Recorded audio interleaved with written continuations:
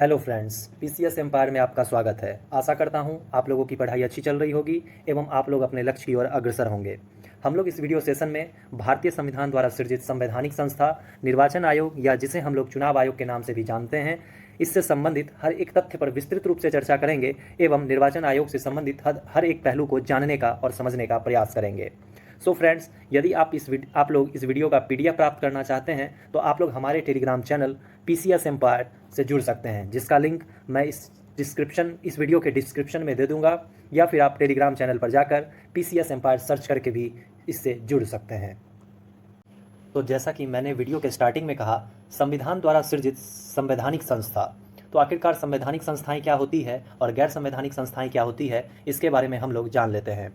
दरअसल संवैधानिक संस्थाएं वो संस्थाएं होती हैं जिनका वर्णन संविधान में होता है, या जो मूल रूप से संविधान में थी या बाद में उन्हें संविधान में शामिल किया जाए, यानी कि जिनका सृजन संविधान द्वारा किया जाता है वे संस्थाएं संवैधानिक संस्थाएं कहलाएगी, और जिनका सृजन संविधान से अलग यानी किसी कानून द्वारा किया जाता है गैर संवैधानिक संस्थाएं कहलाती है।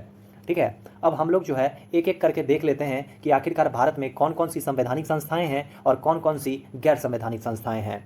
तो संवैधानिक संस्थाओं की बात करें तो इसमें से हमारा पहला संस्था हो जाता है निर्वाचन आयोग, जो कि आज का हमारा टॉपिक भी है। दूसरा हो जाता है यूपीएससी, जिसे हम लोग संघ लोक सेवा आयोग भी कहते हैं। तीसरा हो जाता है राज्य लोक सेवा आयोग, हर राज्यों का अपना एक लोक सेवा आयोग होता है।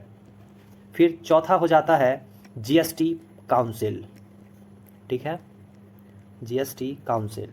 पांचवा हो जाता है वित्त आयोग। छठा है एससी कमीशन यानी कि अनुसूचित जाति आयोग। फिर सातवां है एसटी कमीशन यानी कि अनुसूचित जनजाति आयोग। फिर आठवां है राष्ट्रीय पिछड़ा वर्ग आयोग, राष्ट्रीय पिछड़ा वर्ग आयोग। नौवां है भाषाई अल्पसंख्यक अधिकारी, भाषाई अल्पसंख्यक वर्गों के लिए अधिकारी, ठीक है। और फिर एक है महान्यायवादी, केंद्र में महान्यायवादी होते हैं और राज्यों में महाधिवक्ता होते हैं, ठीक है। आप इन सभी को नोट कर लीजिएगा क्योंकि यहां से डायरेक्ट एग्जाम्स में प्रश्न आते हैं। फिर जब हम गैर संवैधानिक संस्थाओं की बात करते हैं तो इसमें से पहला होता है नीति आयोग, दूसरा है राष्ट्रीय मानवाधिकार आयोग, मानवाधिकार आयोग। फिर तीसरा है राज्य मानवाधिकार आयोग, ठीक है।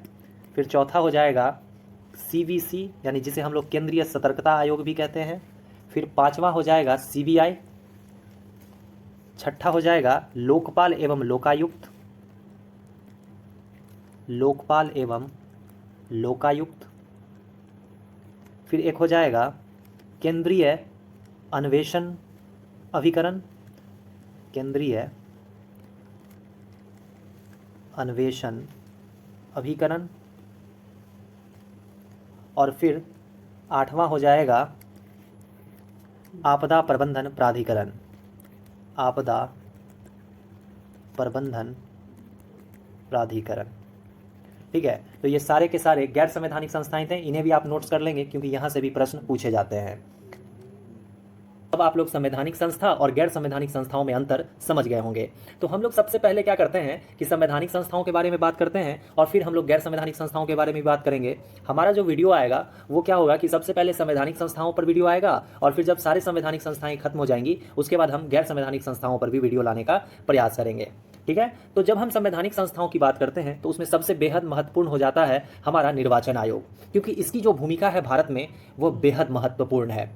हम लोग क्या करेंगे कि इस अध्याय में निर्वाचन आयोग के साथ साथ इसमें क्या क्या सुधार किए जा सकते हैं इस पर भी चर्चा करेंगे, और आने वाले समय में चुनाव आयोग में और क्या क्या सुधार हो सकता है इस पर भी हम लोग विस्तृत रूप से चर्चा करने वाले हैं, ठीक है। अब जैसे पहले के चुनाव में क्या होता था ना कि बूथ कैप्चरिंग जैसी घटनाएं हो जाती थी, यानी कि जहां पर वोट होता था वहां पे क्या होता था कि पूरा का पूरा वोट ही मतलब बूथ ही जो है सो क्या किया जाता था कि कि कैप्चर किया कर लिया जाता था, यानी कि सारी कोई मतलब कि जो बाहुबली होते थे वो पूरे के पूरे बूथ को कैप्चर कर लेते थे, है ना। तो इन सब को दूर करने के लिए क्या एक स्वतंत्र और निष्पक्ष संस्था चाहिए थी, जिसका सृजन हमारे संविधान निर्माताओं ने संविधान द्वारा किया, जिसका नाम है निर्वाचन आयोग। अच्छा, आप लोगों ने एक वर्ड सुना होगा लोकतंत्र, है ना।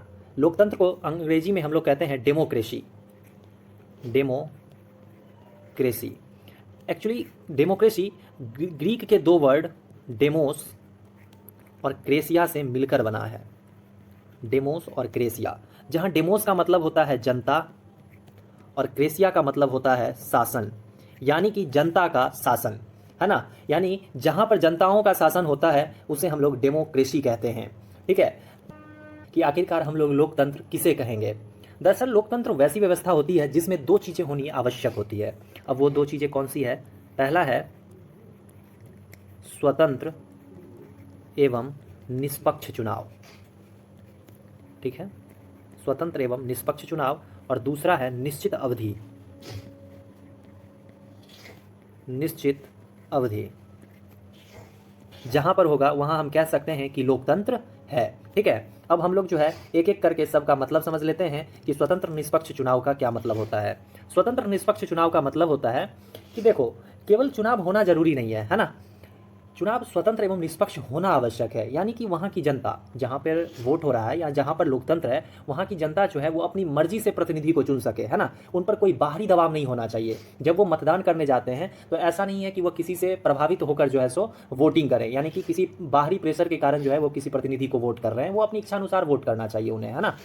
यानी कि जनता जो है वो स्वतंत्र होना चाहिए कि वह अपने प्रतिनिधि, जिसे उस जो प्रतिनिधि उसे अच्छा लगेगा या फिर जिस प्रतिनिधि को वो चुनना चाहेंगे उन्हें वोट कर सकते हैं। अब निश्चित अवधि का मतलब क्या होता है? निश्चित अवधि का मतलब होता है एक निश्चित समय, है ना। यानी कि चुनाव जो है हर एक निश्चित अवधि के बाद होने चाहिए। ऐसा नहीं कि आज चुनाव हो गया और फिर 10, 20, 30, 40, 50 सालों के बाद जब मन हो तब फिर चुनाव करवा लो, यानी कि इतने इतने वर्षों तक जो है सो एक ही सरकार चलती रहे।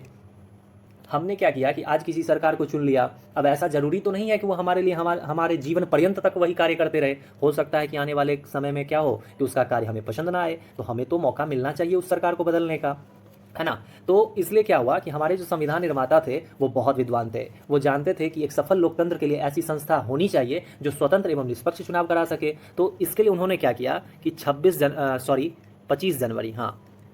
जनवरी 1950 उन्होंने एक संस्था बनाई, है ना। और जिसका उपबंध उन्होंने संविधान में किया, यानी कि संवैधानिक संस्था बनाई, जिसका नाम है निर्वाचन आयोग।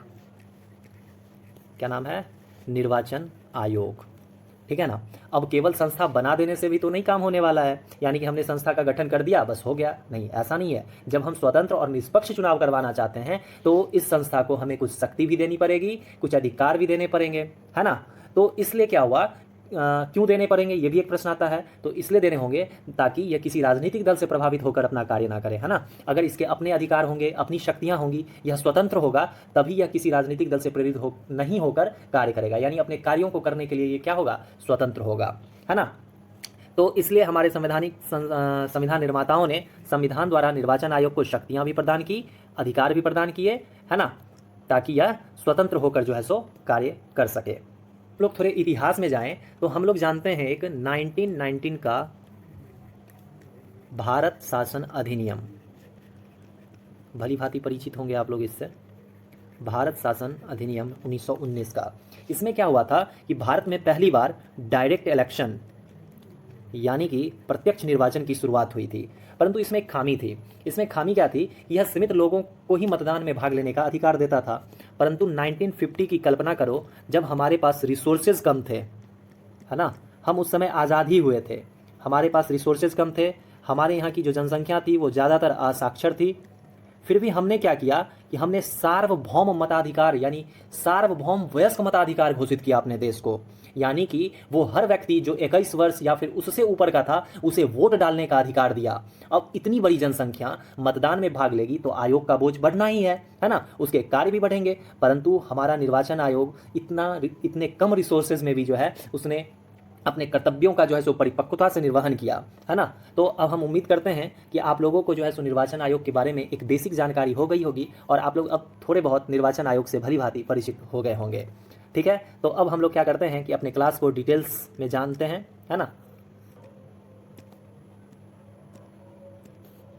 निर्वाचन आयोग, इसका उपबंध भाग 15 और अनुच्छेद 324 से 329 के क तक है। ठीक है, अब देखो, निर्वाचन आयोग एक स्थायी व स्वतंत्र निकाय है। जैसा कि मैंने ऊपर ही कहा था कि यह एक स्वतंत्र निकाय है, संवैधानिक संस्था है तो स्वतंत्र होना ही होना है ना।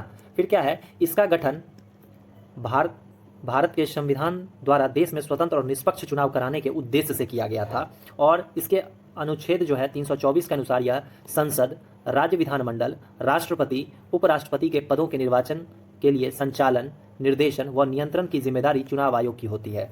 यानी कि आपको याद रखना है कि आखिरकार ये किस किस के चुनाव करवाते हैं, यानी निर्वाचन आयोग किस किस का चुनाव करवाएगा, तो ये संसद का चुनाव करवाएगा, राज्य विधानमंडल यानी कि विधानसभा और विधान परिषद, राष्ट्रपति और उपराष्ट्रपति के पदों के ही केवल निर्वाचन, संचालन, निर्देशन व नियंत्रण की जिम्मेदारी होती है इसकी। ठीक है, इसके अलावा ना ये लोकसभा के स्पीकर का चुनाव करवाएगा, फिर ना ही राज्यों में जो पंचायत के चुनाव होते हैं वो भी निर्वाचन आयोग का कार्य नहीं होता है। राज्यों के पंचायत चुनाव जो होते हैं या फिर नगर पालिका का जो चुनाव होता है वो सब राज्य चुनाव आयोग यानी राज्य निर्वाचन आयोग का कार्य होता है।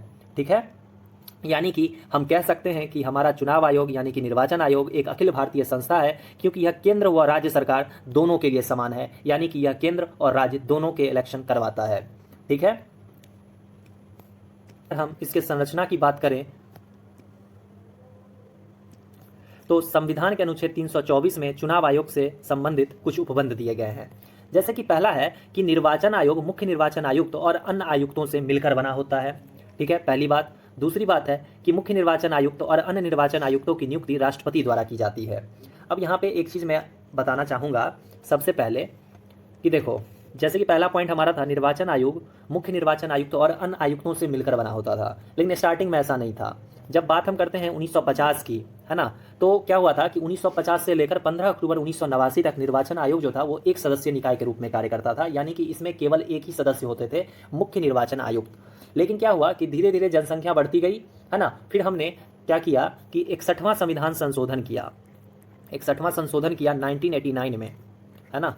जिसके बाद हमने क्या किया कि जो पहले 21 वर्ष आयु निर्धारित था उसे हमने कम करके 18 वर्ष कर दिया। अब 18 वर्ष कर दिया तो और ज़्यादा मतदाता आ गए मतदाता सूची में, तो चुनाव आयोग के कार्य और बढ़ गए, जिसके लिए क्या हुआ कि 16 अक्टूबर 1989 को राष्ट्रपति ने आयोग के काम के भार को देखते हुए जो है तो इसे क्या किया कि बहुसदस्यीय बना दिया, यानी कि 2 अन्य चुनाव आयुक्तों को इसमें शामिल कर दिया। लेकिन फिर क्या हुआ 1990 में यानी 1990 में फिर से इस संस्था को क्या कर दिया गया कि एक सदस्यीय बना दिया गया। लेकिन फिर 1993 में क्या हुआ कि इस संस्था को बहुसदस्यीय बनाते हुए फिर से जो है सो 2 सदस्यों को और इसमें शामिल कर दिया गया। ठीक है, अब हमारा दूसरा पॉइंट है कि मुख्य निर्वाचन आयुक्त और अन्य निर्वाचन आयुक्तों की नियुक्ति राष्ट्रपति करते हैं।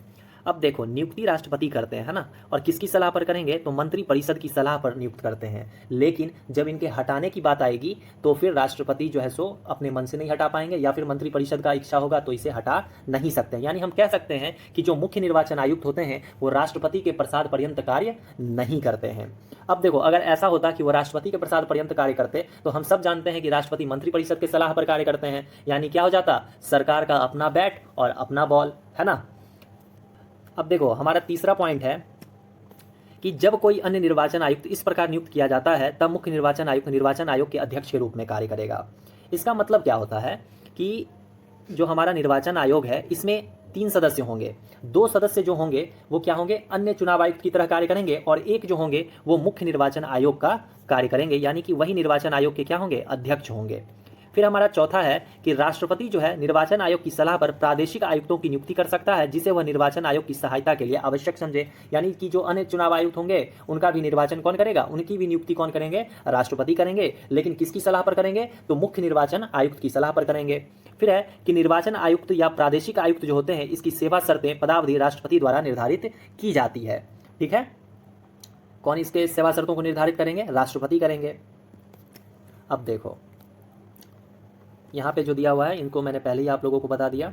ठीक है, अब क्या होता है कि अब ऐसा नहीं है कि मुख्य निर्वाचन आयुक्त जो हैं वो निर्वाचन आयोग के अध्यक्ष हैं तो उनके पास ज़्यादा शक्ति होगी और जो अन्य निर्वाचन आयुक्त हैं उनके पास कम शक्तियां होंगी। ऐसा कुछ नहीं होता है, उनके पास समान शक्तियां होती है। उनके वेतन भत्ते व जो भी उनको लाभ प्राप्त होता है वो सभी एक समान होते हैं, ठीक है ना। इन सभी को जो है सर्वोच्च न्यायालय के न्यायाधीशों के समान ही वेतन मिलता है। मैं आपको बता दूं 2018 जिसमें जो है सो न्यायालय के जो न्यायाधीश होते हैं उन्हें 2.5 लाख रुपये यानी 2.5 लाख रुपये वेतन प्राप्त होता है और यही निर्वाचन आयोग के मुख्य निर्वाचन आयुक्त और अन्य निर्वाचन आयुक्तों को जो है सो प्राप्त होता है, ठीक है। अगर मान लो कभी क्या हो कि निर्वाचन आयोग में हो जाए मतभेद यानी कि जो मुख्य निर्वाचन आयुक्त होते हैं और जो दो अन्य निर्वाचन आयुक्त होते हैं उनके विचार में मतभेद हो जाए तो क्या होगा, तो जो फैसला होता है वो बहुमत के आधार पर होता है। यानी कि 3 सदस्य हैं, है ना, जिस ओर 2 सदस्यों का विचार आ जाएगा और एक तरफ 1 सदस्य का विचार होगा तो यहाँ पे 2 सदस्य वाले जो विचार होंगे उसको अपनाया जाएगा। अगर मान लो एक तरफ आ जाए मुख्य निर्वाचन आयुक्त और एक तरफ आ जाए दोनों अन्य चुनाव आयुक्त तो दोनों अन्य चुनाव आयुक्तों की बात मानी जाएगी, ना कि मुख्य निर्वाचन आयुक्त का, ठीक है। अब फिर हमारा नेक्स्ट पॉइंट एक है कि उनका कार्यकाल 6 वर्ष या 65 वर्ष की आयु तक जो पहले तक होता है वो, है ना। तो अब देखो एक चीज़ मैं आपको बता दूं कि दरअसल हमारे संविधान में इनके कार्यकाल के बारे में कोई उपबंध है ही नहीं, है ना। अब यहाँ पे 6 वर्ष और 65 वर्ष की आयु जो है ये एक नियम बना दिया गया है, ठीक है ना। इसे संसद द्वारा क्या कर दिया गया है, एक नियम बना दिया गया है, जबकि हमारे संविधान में निर्वाचन आयोग के कार्यकाल और योग्यता के बारे में कोई उपबंध किया ही नहीं गया है, ठीक है। वो किसी भी समय त्यागपत्र दे सकते हैं या उन्हें कार्यकाल समाप्त होने से पूर्व भी हटाया जा सकता है। यानी कि चुनाव आयुक्तों का जब मन हो वो अपना त्यागपत्र दे सकते हैं या फिर अगर उनका कार्यकाल पूरा नहीं हुआ है तो उससे पहले भी उन्हें हटाया जा सकता है। लेकिन एक चीज़ आप लोगों को याद रखना है कि नियुक्ति तो राष्ट्रपति कर देंगे, लेकिन जब हटाने की बात आएगी तो राष्ट्रपति अपने मन से या मंत्रिपरिषद अपने मन से जो है सो इन्हें नहीं हटा सकता है। स्वतंत्रता। संविधान के अनुच्छेद 324 में चुनाव आयोग के स्वतंत्र व निष्पक्ष चुनाव कराने के लिए निम्नलिखित उपबंध किए गए हैं। जैसे कि पहला क्या है कि मुख्य निर्वाचन आयुक्त को अपनी निर्धारित पदावधि में काम करने की सुरक्षा है। मुख्य निर्वाचन आयुक्त को उसके पद से उसी रीति से व उन्हीं आधारों पर ही हटाया जा सकता है जिस रीति व आधार पर उच्चतम न्यायालय यानी सुप्रीम कोर्ट के न्यायाधीशों को हटाया जाता है, अन्यथा नहीं। दूसरे शब्दों में उन्हें दुर्व्यवहार या सक्षमता के आधार पर संसद के दोनों सदस्यों द्वारा विशेष बहुमत संकल्प पारित करने के बाद राष्ट्रपति द्वारा हटाया जा सकता है। अतः वह राष्ट्रपति के प्रसाद पर्यंत पद पर नहीं होता है, हालांकि उन्हें राष्ट्रपति ही नियुक्त करते हैं। अब इसका मतलब समझो, यानी कि जब भी इन्हें हटाने की बात आएगी तो इन्हें 2 आधार पर हटाया जा सकता है। सबसे पहला क्या है कि साबित कदाचार, यानी कि आप कदाचार साबित करो, है ना, साबित कदाचार के आधार पर। और दूसरा असमर्थता। अब देखो क्या है, अब इसके लिए भी शर्तें हैं। सबसे पहला शर्त है कि आपको जब इनके लिए प्रस्ताव लाना है, चाहे आप लोकसभा में लाओ या फिर राज्यसभा में लाओ, तो आपको 14 दिन पहले यानी 14 दिन पूर्व जो है सो आपको सूचना देनी पड़ेगी कि हाँ भाई हम आपके लिए जो है सो प्रस्ताव ला रहे हैं आपको हटाने के लिए, ठीक है। और फिर अगर प्रस्ताव को लोकसभा में लाया जाता है तो वहाँ पर 100 सदस्यों की आवश्यकता होगी और यदि राज्यसभा में लाया जाता है तो वहाँ पर 50 सदस्यों की आवश्यकता होगी, फिर है, ठीक है। और फिर जिस सभा में यह प्रस्ताव लाया गया है, मान लो लोकसभा में लाया जाए या फिर राज्यसभा में लाया जाए, है ना, और मान लो लोकसभा में लाया गया और यहाँ पे प्रस्ताव को स्वीकार कर लिया गया तो लोकसभा द्वारा क्या हो जाएगा कि एक जांच कमेटी गठित किया जाएगा, ठीक है। और वो जांच कमेटी जो है तो उस चुनाव आयुक्त के बारे में जो चुनाव आयुक्त जो हैं उनका जांच करेगा, ठीक है।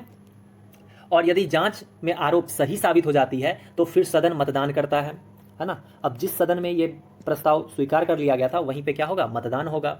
अब मतदान में क्या याद रखना है कि जिस सदन में मतदान होगा वहाँ उपस्थित और मत देने वाले सदस्यों का, यानी कि मतदान में जो भी मत देंगे और या फिर जो उपस्थित होंगे सदस्य, है ना, उनका 2/3 से यह पारित होना चाहिए, ठीक है ना। जिस भी सदन में जाए, चाहे लोकसभा में जाए या राज्यसभा में जाए, वहाँ 2/3 से पारित होना चाहिए, ठीक है।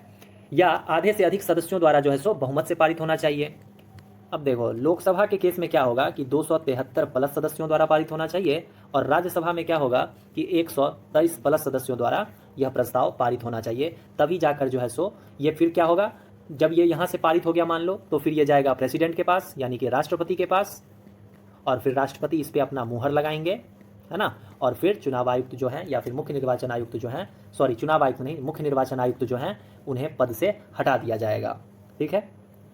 और जो अन्य 2 चुनाव आयुक्त होते हैं उन्हें हटाने के लिए ऐसी कोई व्यवस्था नहीं है। उन्हें अगर हटाना है तो राष्ट्रपति क्या करेंगे कि मुख्य निर्वाचन आयुक्त से सलाह लेकर उन्हें पद से हटा सकते हैं।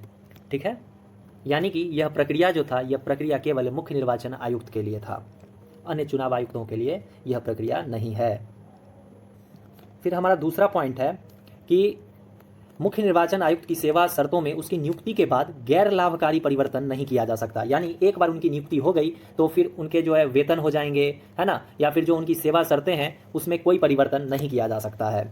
फिर है हमारा तीसरा पॉइंट कि अन्य निर्वाचन आयुक्त या प्रादेशिक आयुक्त को मुख्य निर्वाचन आयुक्त की सिफारिश पर ही हटाया जा सकता है, अन्यथा नहीं। जैसा कि हमने पहले ही बता दिया आपको कि जो अन्य निर्वाचन आयुक्त होंगे उन्हें हटाने के लिए राष्ट्रपति मुख्य निर्वाचन आयुक्त से जो है सो सलाह लेकर उन्हें उनके पद से वंचित कर सकते हैं। यहाँ पे फिर कह रहा है, हालांकि निर्वाचन आयोग को स्वतंत्र व निष्पक्ष काम करने के लिए संविधान के तहत दिशा निर्देश दिए गए हैं, लेकिन इसमें कुछ दोष भी हैं। जैसे कि क्या है, जैसे कि पहला है कि संविधान में निर्वाचन आयोग के सदस्यों की अर्हता यानी कि जो योग्यता होता है ये संविधान में निर्धारित ही नहीं की गई है। जैसा कि मैंने पहले ही आपको बता दिया कि संविधान में इनके कार्यकाल और इनकी योग्यता के बारे में जो है कोई प्रावधान ही नहीं है, जो कि पहला दोष हो जाता है। फिर दूसरा दोष है कि संविधान में इस बात का उल्लेख नहीं किया गया है कि निर्वाचन आयोग के सदस्यों की पदावधि कितनी होगी। यानी कि मैंने अभी बताया आपको कि कार्यकाल और योग्यता क्या होनी चाहिए, ये संविधान में प्रावधान ही नहीं है। जब आप संवैधानिक संस्था बनाए हो इसे, तो उसके कार्यकाल को निर्धारित करो, उसकी योग्यता को निर्धारित करो कि हाँ भाई जिसमें ये योग्यताएं होगी वो निर्वाचन आयुक्त या फिर अन्य चुनाव आयुक्त बन सकता है, या फिर उसके कार्यकाल को निर्धारित करो संविधान में। जैसे आपने अभी 6 वर्ष या 65 वर्ष मुख्य निर्वाचन आयुक्त का और 6 वर्ष 62 वर्ष जो है, जो भी पहले हो अन्य चुनाव आयुक्त के लिए आपने नियम बना दिया है, तो आप इसे संविधान में शामिल करो, है ना। तो ऐसा नहीं है, ये भी एक दोष है। फिर तीसरा है कि संविधान में सेवा निवृत्ति के बाद निर्वाचन आयुक्तों को सरकार द्वारा अन्य दूसरी नियुक्ति पर रोक नहीं लगाई गई है। यानी कि अगर कोई रिटायर्ड हो जाते हैं, है ना, तो उन्हें लाभ के पद पर जो है, यानी सरकार द्वारा जो अन्य दूसरी नियुक्ति होती है उस पर रोक नहीं लगाया गया है। यानी कि वो एक बार अगर मानो कि सेवानिवृत्त हो गए यानी रिटायर्ड हो गए, फिर भी वह दूसरे पदों पर जो है सो जाकर मतलब कि अपने उस पद को जो है सो ग्रहण कर लेते हैं। ये भी एक इसमें दोष है। अब मेरा एक मानना है, चौथा दोष, कि जब आप इसका चुनाव करते हो, यानी मुख्य निर्वाचन आयुक्त का जब आप चुनाव करते हो, तो आप केवल मंत्री परिषद की सलाह क्यों लेते हो? आप इसमें विपक्ष को शामिल क्यों नहीं करते हो? आप देख लो सूचना आयोग, है ना, यानी जो कि एक गैर संवैधानिक संस्था है। यानी जब आप गैर संवैधानिक संस्था के लिए विपक्ष को शामिल कर रहे हो, गैर संवैधानिक संस्थाओं के चुनाव में जब आप विपक्ष को शामिल कर रहे हो, तो आप संवैधानिक संस्थाओं के सदस्यों के चुनाव में क्यों नहीं कर रहे हो भाई, है ना। तो ये भी एक दोष है इसमें। अब हम आगे बढ़ते हैं और हम अब बात करते हैं शक्ति और कार्य के बारे में। अब क्या है कि इसे स्वतंत्र कार्य करने के लिए कुछ शक्तियां भी देनी पड़ेंगी, अधिकार भी देने पड़ेंगे। तो हम लोग देखते हैं। अब क्या है कि संसद, राज्य के विधानमंडल, राष्ट्रपति और उपराष्ट्रपति के पदों के निर्वाचन के संदर्भ में चुनाव आयोग की शक्ति व कार्यों को हम लोग 3 श्रेणियों में विभक्त करते हैं। वो 3 श्रेणियां हैं, प्रशासनिक, सलाहकारी और अर्धन्यायिक। यानी कि चुनाव आयोग प्रशासनिक रूप से भी कार्य करता है, इसकी सलाहकारी शक्तियां भी हैं और इसकी अर्धन्यायिक शक्तियां भी है, यानी ये कभी कभी न्यायालय के रूप में भी कार्य करता है। ठीक है, अब इसके हम कार्य को देखते हैं। जैसे कि पहला कार्य है कि यह संसद के परिसीमन आयोग अधिनियम के आधार पर समस्त भारत के निर्वाचन क्षेत्रों के भूभाग का निर्धारण करता है। यानी कि ये क्या करता है कि परिसीमन आयोग जो एक्ट है उसके आधार पर क्या करता है, भारत के निर्वाचन क्षेत्रों के भूभाग का निर्धारित करता है।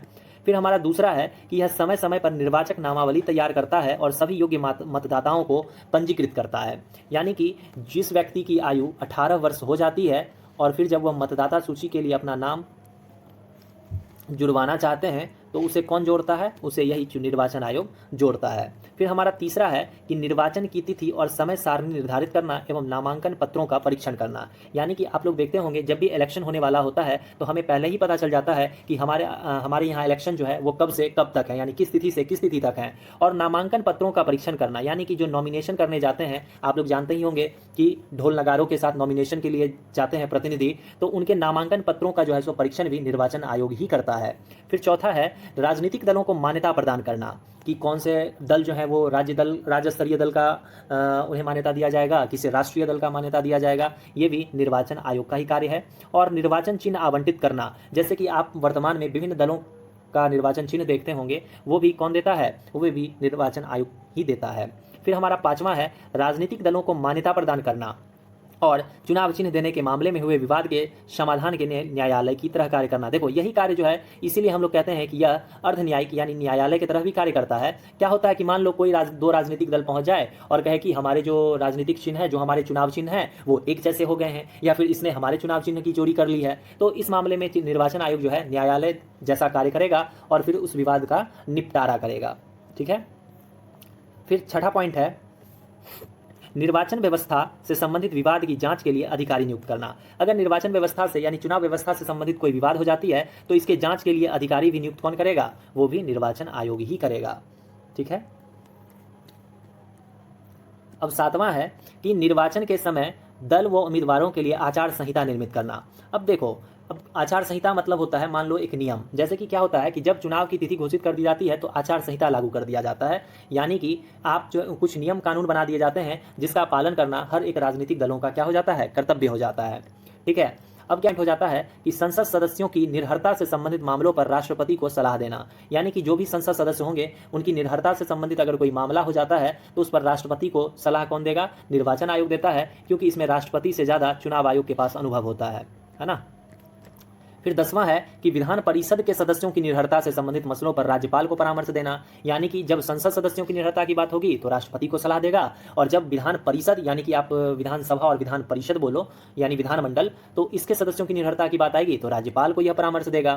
फिर है रिगिंग, मतदान केंद्र लूटना, हिंसा व अन्य अनियमितता के आधार पर निर्वाचन रद्द कर देना। अब मान लो कहीं पे वोटिंग हो रहा है और उस बूथ पर क्या हो कि मतदान केंद्र को लूट लिया जाए, या है ना, या फिर वहां पे हिंसा हो जाए, तो ऐसी परिस्थिति में क्या करेगा चुनाव आयोग कि वहां का मतदान रद्द कर सकता है, यानी इसके पास शक्तियां हैं कि वह उस मतदान को रद्द कर सकता है। 12वां पॉइंट है निर्वाचन कराने के लिए कर्मचारियों की आवश्यकता के बारे में राष्ट्रपति या राज्यपाल से आग्रह करना, यानी कि जब संसद का इलेक्शन हो रहा होगा, है ना, तो यह राष्ट्रपति से आग्रह करेगा इसे जितने कर्मचारियों की आवश्यकता होती है।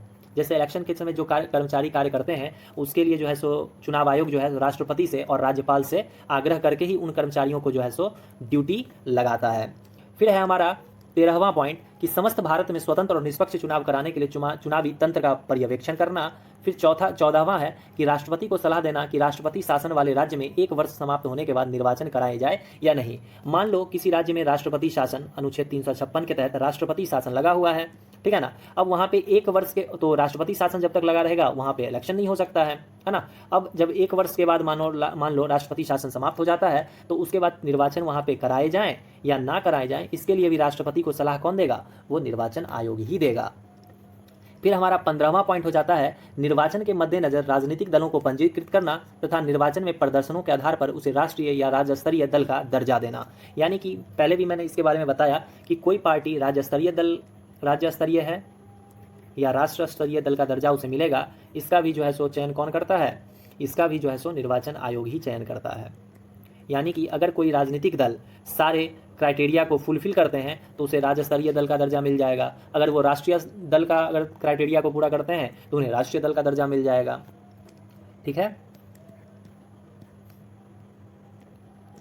अब क्या है कि निर्वाचन आयोग की सहायता उप निर्वाचन आयुक्त करते हैं और ये सिविल सेवा से लिए जाते हैं, यानी कि हमारे जो IAS ऑफिसर्स होते हैं वो लोग इसमें आते हैं। आयोग द्वारा उन्हें कार्यकाल व्यवस्था के आधार पर लिया जाता है। उन्हें आयोग के सचिवालय में कार्यरत सचिव, संयुक्त सचिव, उप सचिव व अवर सचिव द्वारा सहायता मिलती है।